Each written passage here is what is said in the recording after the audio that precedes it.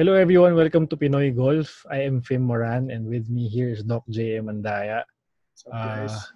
And today, ang topic natin sa episode na to is the top 5 golf courses in Luzon. Public golf courses in Luzon. Pero bago natin i-explain further yan, ano nga ba ibig sabihin ng public golf course dito sa... in golf in general, no? Sige, Doc JM, please explain to us. Ano ba ang difference niya? Hello, everyone. Yes. Meron kasi tayong tinatawag na mga exclusive golf courses, may mga private, and then may mga public na tinatawag. So, simulan natin dun sa mga exclusive. Ito yung mga the likes na siguro Wakwak, Shoutouts, na kailangan ng usually accompanied kayo ng member to play there or endorsed by a member to play there. And then, meron naman ding mga public courses na private courses na pwede rin naman maglaro yung hindi member. Yes. Oo. Pwede kayong magpa-book.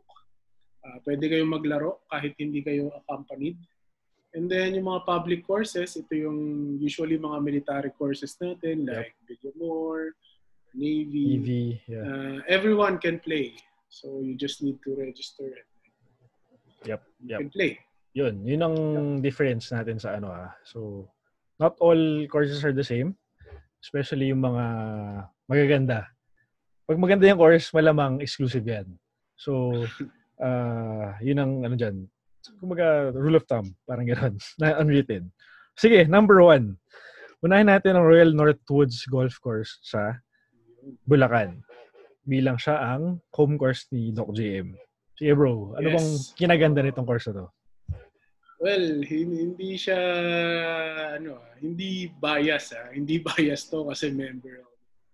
Pero Royal Northwoods, I would say, siya sa pinakamagandang private pero accessible sa lahat. So, at all levels of golf, it's not that pretty. Kung nagsisimula ka, hindi siya ganung hirap. Mm-hmm. And kung magaling ka naman, it can be challenging din with regards sa layout. Kasi actually, isa to sa pinakamagandang layout ng course. Mm-hmm. So when I say pinakamaganda, I mean yung enjoyable pag nag-golf ako. So, yun nga, and challenging enough. And then, yung fairway, okay din. Lalo na pagka yung medyo dry season.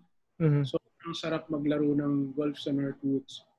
Siguro ang hindi lang minsan pagka sobrang maulan, medyo lumalambot, medyo Pero otherwise, other season of the year, grabe, sobrang ganda ng Royal Northwoods.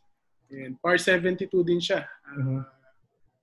And I would say, lalaban to sa isa talaga sa pinakamaganda. Nice.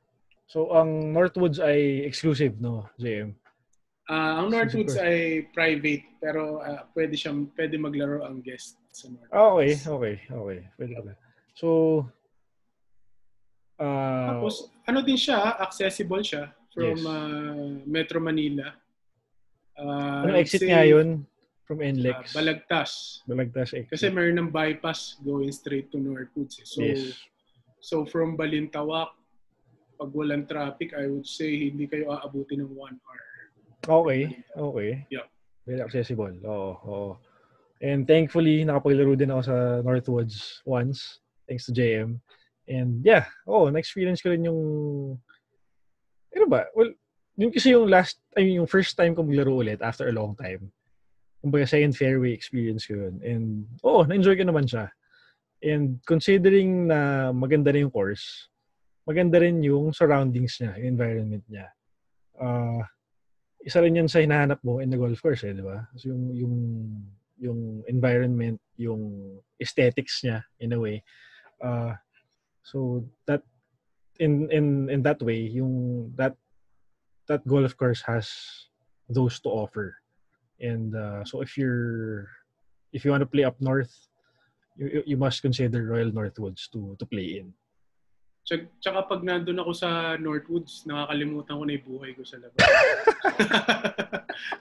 Hindi. May ganun siyang effect na parang kinain ka na ng Northwoods and you get to enjoy playing golf there. Tsaka kasi medyo isolated na rin siya sa Kabiasnan. Hindi naman, pero malayo siya from yung city, kumbaga. Kaya pag nandun ka, tama, ma-enjoy mo siya yung golf lang. Kahit gusto mo tuwambay doon, tambay lang gagawin mo. Kasi nga, malayo siya sa Kabiasnan. Yun. Royal Northwoods. Sige, anything else to add, JM? Before we move on. Yun lang. Tapos kung gusto nyo mag-warm up, fairly priced din yung driving range namin doon. And then libre din naman yung access sa putting green at saka sa short game area na practicean. So, yun maganda. Kasi not all, sabihin natin driving range, walang short game practice area, So, buti dun sa Northwoods meron. Again, that's Royal Northwoods Golf Club in San Rafael, Bulacan. Tama, JM, no? Yes, correct. San Rafael, Bulacan. Okay, up next. Ano gusto mo sunod? Let's talk about Villamor. Villamor muna. Villamor? Okay, sige. Villamor is, pagpasok ko ng Villamor, nakalagay dyan, home of the Philippine, ano nga yun? Masters. Considering na it's one of the most accessible golf courses sa Manila, it's also one of the best in the whole country, no? I played there once and hindi ko na-expect na bago pa ako nito no? I played there once, Sabado na umaga, weekend. So, hindi ko alam kung that time bago pa ako. Hindi ko alam na bawal pala na mag-isa ka lang pumunta sa course na wala kang ka-flight pag weekend sa Villamor. So, that time, buti naman mabait yung mga nakasama ko, no? These were retired military personnel na I think US Navy. Pero Pinoy sila. Based in Hawaii, who came from the Phil-Am tournament sa Baguio during that time. So, tapos na yung tournament, I think pauwi na sila. Pero naglaro muna ulit sila sa Villamor, no? So, overall, okay yung experience sa Villamor. Medyo pahal nga lang siya. Pero, yung course niya, okay talaga. Si JM, ang madalas doon dati talaga. So, mas okay siyang mag-explain dyan. Kasi nung nag-start ako, wala pa ako. Hindi pa ako naglalaro sa Northwoods nun eh. So, dyan talaga ako nagsimulang mag-fairway sa Villamor. And, very surprising. Pag tinatanong ko ng mga tao na, saan ka madalas maglaro? Pag sinasabi kong Villamor, napapawaw sila. So, in fairness sa Villamor, kahit public course siya, kahit public course ang Villamor, I would say, for me, it is the best public course sa country na. Okay. Number one, I would agree. Tama. It's long enough, so favorable siya sa long hitter. And it's challenging in a sense na kahit na flat yung course, di ba? Relatively flat siya, ups, downs. Pero yung course ng Villamor, it's very narrow. Tama. Diba? So, puno, left and right usually. And then, tubig. Alam mo, ma-force ka na dapat very accurate. Yes. Lalo na sa driving. Yes. Mga drives mo dapat accurate. So, and then siguro next na nahasa sa akin doon is yung course management ko. So, minsan you have no shot talaga sa green. You have to play out. So, yun. Decision making sa Villamor, mahahasa din dyan yun. Nung time ba bro na madalas ka doon, gano'n na yung peso niya, yung green fee? I think mas mura siya. Talaga? Mas mura siya. If I remember it right, parang nasa 2K ang weekend. Talaga? This was around, sabihin mo mga 2016? Parang gano'n, no? Mga gano'n. Yes. 2K. Kasi nung ako, naglaro na ako 2018, I think. Nasa 2.6 na ang weekend. Oo. So, actually, naglaro ako dun last week. Ang green fee nila, weekday, kasama yung, kasama na yung caddy naman dun. 2.5. Weekday? Weekday Shit. at 2.5. Okay. So nga, medyo mahal siya. Pero I mean, it's worth it. Kasi nga, it doesn't say... It doesn't say home of the Philippine Masters for no reason, no? So, correct. Okay siya. Mm-hmm. Kamusta naman laro mo lately? Yung ano ka doon? Same pa rin ba? Mas okay pa o mas naging okay ba yung yung status ng course? Ng course? Maganda yung course nung naglaro ako. Hindi ko alam kung maganda dahil maganda lang ba yung palo ko. Pero okay siya, relatively. Okay. Siya. So mukhang na-maintain siya na ayos.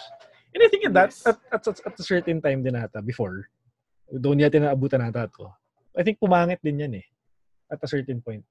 Well, based on mga balita ko from older golfers, no? Oh, pero buti naman nabalik na nga into this type of state sa course niya. So yun. You can never go wrong with Villamor.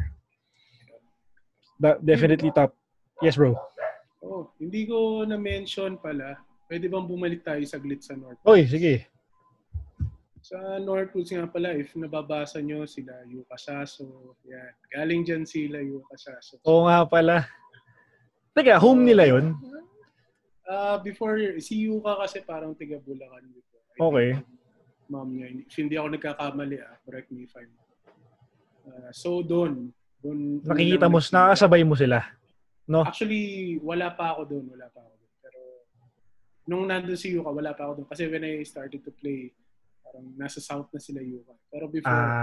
okay. Yun talaga yung home nila before. Okay. Nice. Sige. Up next, we have Hacienda Luisita. Let's talk about this course. Up north in Tarlac. Honestly, ako hindi ko siya napalaruan. Pero nakikita ko na kung nasan siya. Kasi doon yung planta namin dati. Yo, JM. I mean, pero I've heard good stuff about it. And gusto ko na rin siya laruan talaga. Kamusta sa Luisita? Golf. Ako, twice akong nakapaglaro sa Luisita. Both are very pleasant experience. Actually, memorable yung Luisita kasi dun ako unang break 80 yata sa Luisita. Kumusta yung doon? Kumusta yung... 17 yata yun. Wow. Kaya pala. Ano doon? Paano setup ng fairway? Anong challenging sa kanya? Luisita, challenging enough siya kasi ang daming puno. Isa to sa mga courses na maraming puno and then may mga dogleg siya na hole. And then relatively mahaba din yung mga butas niya. So if you're a good driver, you will do good on this course. And then yung greens niya, maganda rin yung pagkaka-maintain ng green niya and yung mga undulations, okay din. So, I think kasi about Luisita that siguro magiging outstanding is yung isa to sa most prestigious na golf course kahit na publicly accessible siya. Guest pwede maglaro. Isa to sa mga prestigious na golf course parang talaga? Of Philippine golf. Bakit? Paano mo nasabi yan? Maraming championship na ginagawa dyan. Oo. Tama. So yan. For tournaments. Tsaka magagaling ang mga mga players na kinukuha nila sa mga interclubs. Ang tawag dito, ang Luisita ay public ba? O ano siya? Hindi ako sure if it's public na accessible by guests, pero I think pwedeng mag-book ang guest sa kanila. Kasi, nakikita ko yung mga promo nila sa Facebook. Mukha namang, mukhang open sila sa hindi guest. Ngayon, sila, may promo yata sila ng Andy Golf. Yan. So, kung siya mag-try sa Luisita, I think now is the best time, no? So, yun. Hopefully nga, makapaglaro din ako dyan. Ang Luisita, isang 18 hole lang ba siya? Or may iba pang isang 18 hole?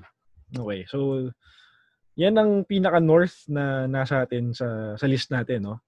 So, from north, let's head on over. Hindi. So, north pa rin tayo. Baba tayong konti to Pampanga. Let's head on over to Pradera Verde Golf Club. Pradera Verde, napaglaro ko dyan recently. I think around August ata, nagkamali. Kasi may promo din sila. In-avail ko yung promo nila na Twilight. I think 900 pesos lang for weekday rate, no? So, tee-off was at 1:30 p.m. And if I remember correctly, it was the best round I've ever played. Binanggit ko kay JM to when after I finished. Kasi nga, I think dito din ako nag-break 100 sa course na to.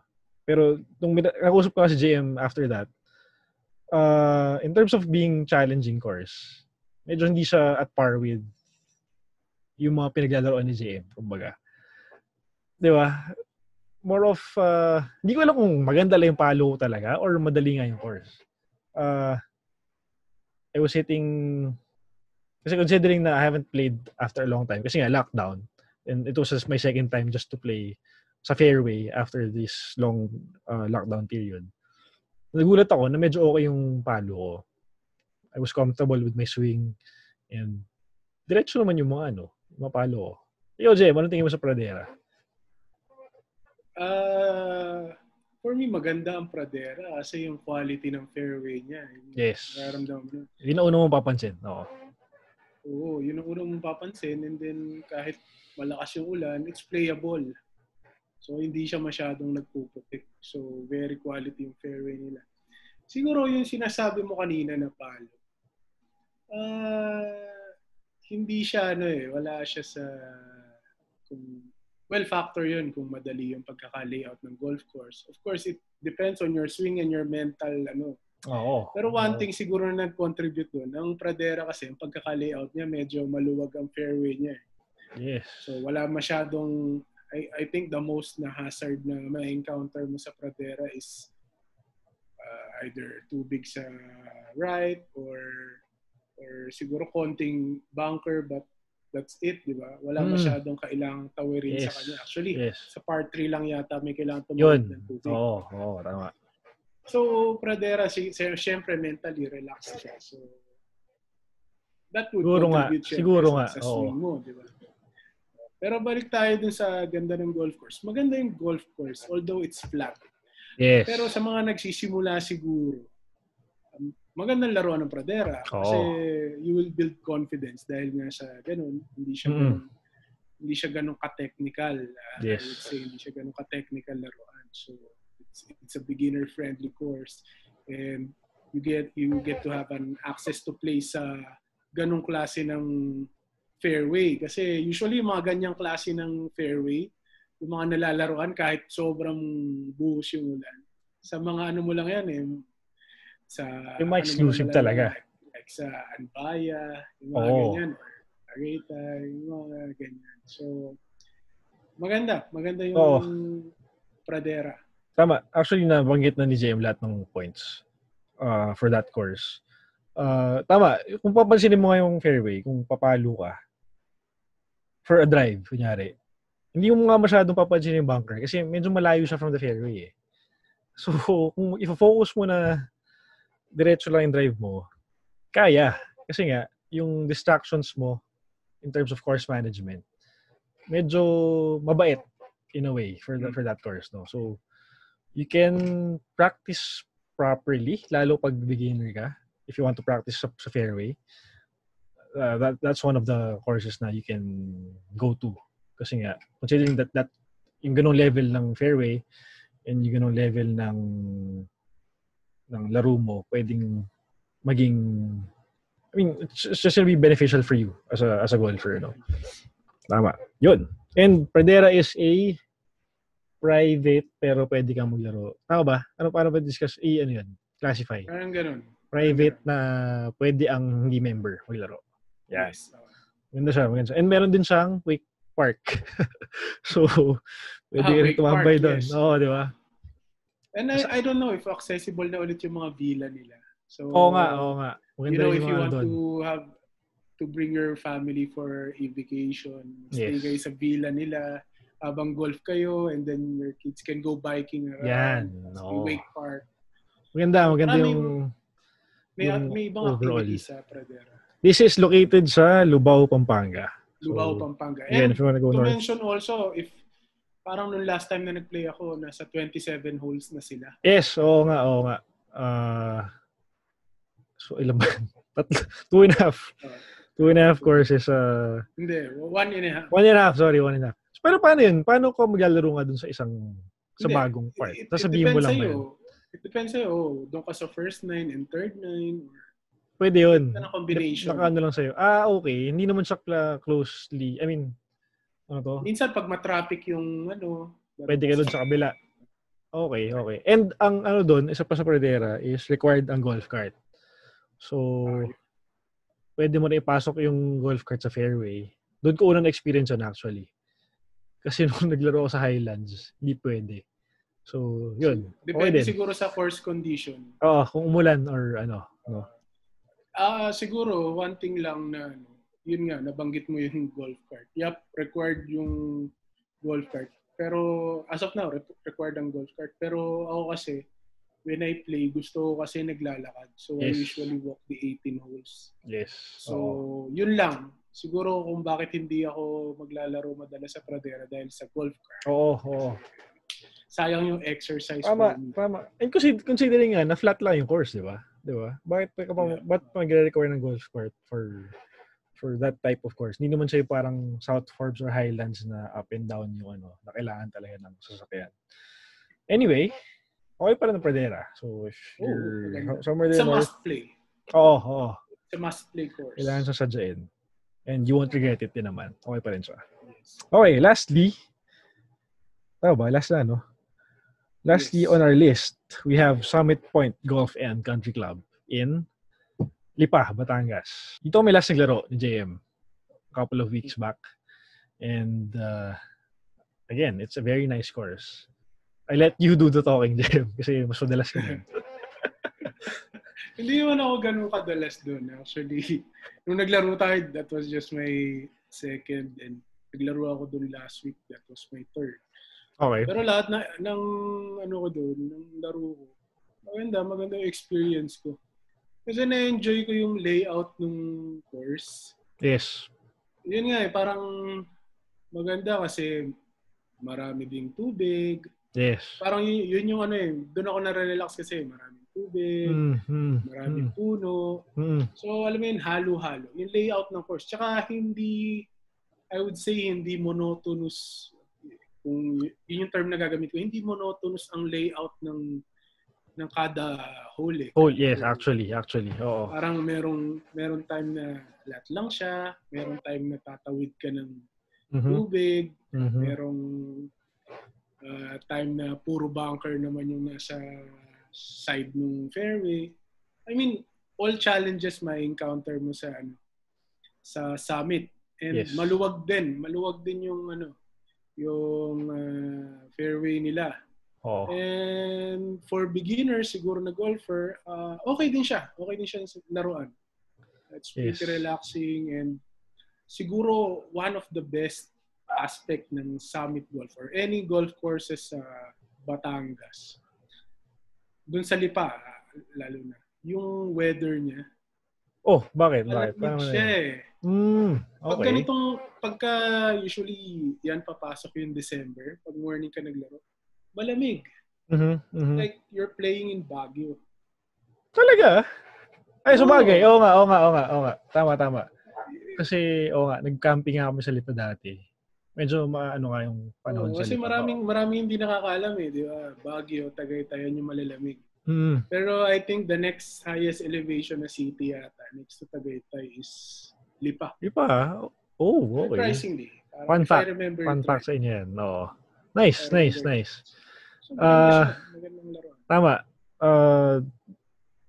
Nung naglaro kami ng JM, na-enjoy ko naman siya. Okay siya. Ang demonyo lang dun sa course na yun is yung ginayang aim corner na hole sa Augusta. Anong hole ba yun? 12? 13? Sa back na yun eh. Yung part 3. Parang gano'n. Yung part 3 na inhalan tulad sa... 13 niya. 13, di ba? Parang 13 eh. Parang 13. So, yung part 3 na yun, akala mo chill lang siya pag titingnan mo. Pero pag nandun ka na, Iba talaga. Sa lahat ng hole sa Summit, never ko pa napatong sa green yung tee box. Talaga? Sa lahat ng laro mo? Sa lahat ng laro mo doon? Sa lahat ng laro ko. Kahit practice lang na Wala talaga? Wala talaga. Hindi ko alam kung anong meron doon. Hindi ko alam kung anong meron doon. Kaya mag-overclub ako, tama lang, or hindi ko alam, biglang mislice yung doon. Luckily, last time na nag-play ako, umislice yung bola ko, napunta siya doon sa safe sa kanan. Safe naman. Kung bakit nilampasan pa yung tubig, hindi doon pa siya sa kumanan pa. Nung nag-slice siya, tapat siya ng green eh. So, swerte, may lupa doon sa kanan. Tama. Safe. So, kahit gustuhin mong mag-over nga, kahit mag-bunker ka na lang, ewan ko, first time ko nang maglaro, pero I mean, papasok sa utak mo eh. Papasok sa utak mo na something eh. May something about that. Gusto kong ulit balikan yung course na yun para maipatong. Para lang dahil sa hole na yun. Oo. I would agree. And ang isa pang malala din dito kasi, yung kasunod niyang hole, par 5 na medyo malaki, medyo malayo. So, yung back-to-back holes na yun, medyo madugo considering na nasa back 9 na sila. So, at that time, medyo pagod ka na. Medyo, kung pangit yung laro mo, may chance na mas lumala pa. Or kung maganda yung laro mo, may chance na pumangit. So, that back-to-back hole sa Summit would really be something.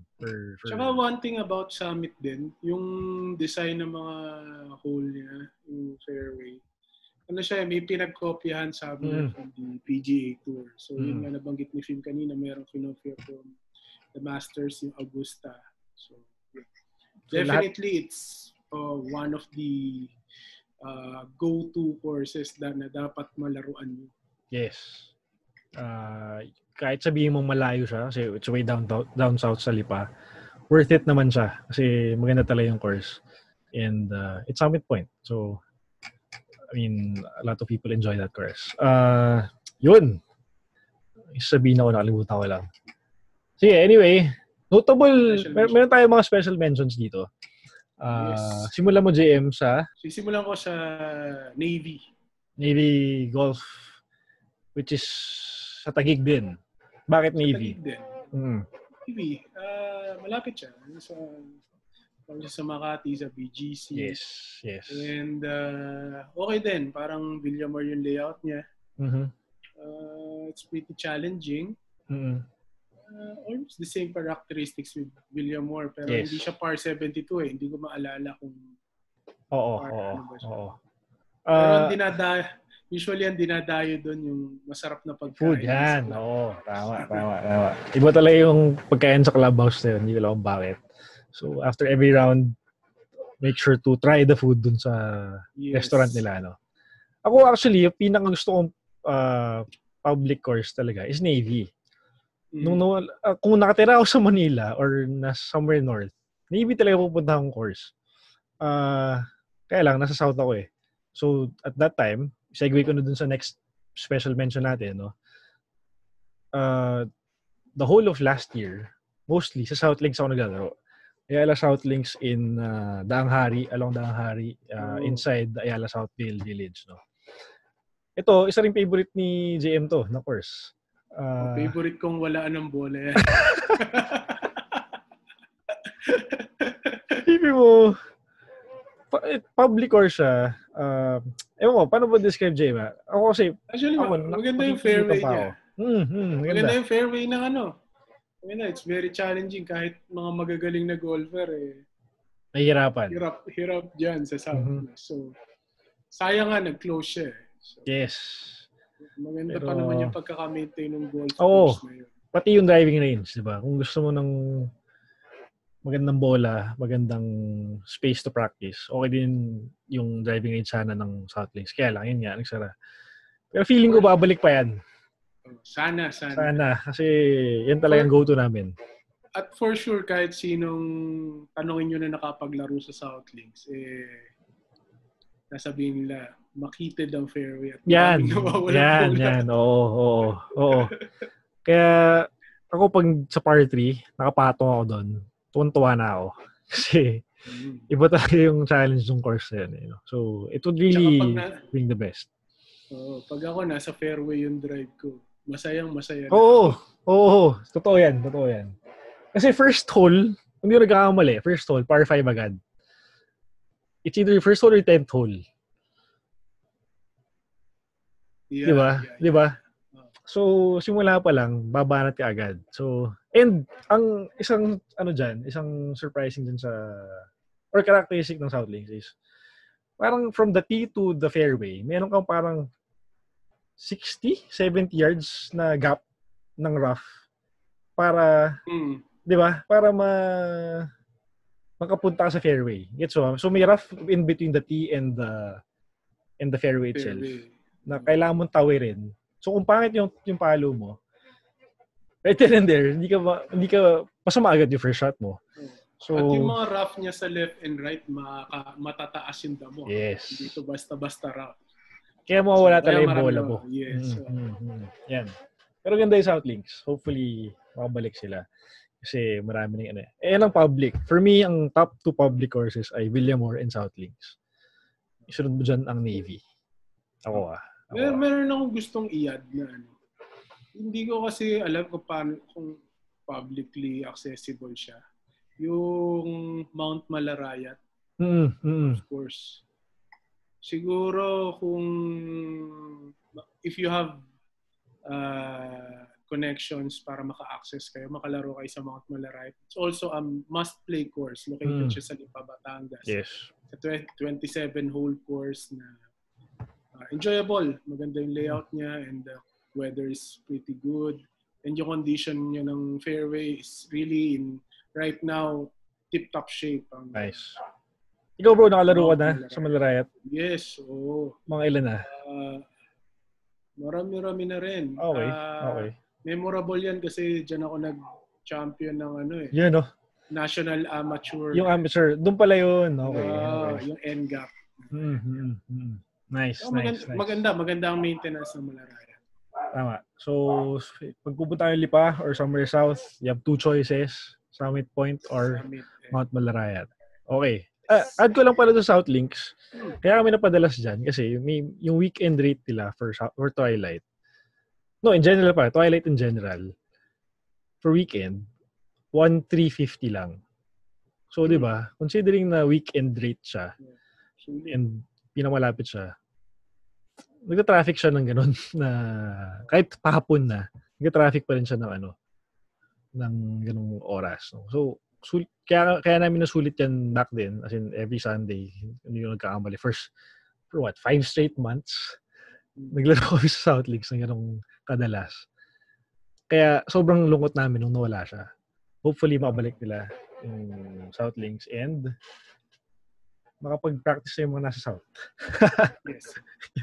Siguro tip lang din dun sa mga, since nabanggit mo, tip sa mga nagsisimulang mag-golf. If you're on a budget and wala pa kayong membership in any particular club, so watch out for the Twilight rates, yung mga Twilight promo. So from time to time, naglalabas ng promo yung iba't ibang golf courses and yun, usually mas mura siya. Yes. If not, minsan kalahati lang nung normal green fee. Yung oras varies from 1 p.m. to 3 p.m. Some courses start your Twilight at 3 p.m. Some naman yung 1 p.m. So, syempre, kung beginner ka, doon sa 1 o'clock muna para ma-maximize mo yung payment and the course itself. Okay. Jim, anything else to add to our list ng top courses? Again, these are our top 5 public courses here in Luzon. Villamore Air Base, Hacienda Luisita, Royal Northwoods, Pradera Verde, and Summit Point Golf and Country Club. Kayo, let us know down below sa comments anong top courses nyo here in Luzon. Please, subscribe muna kayo. Please. Thank you.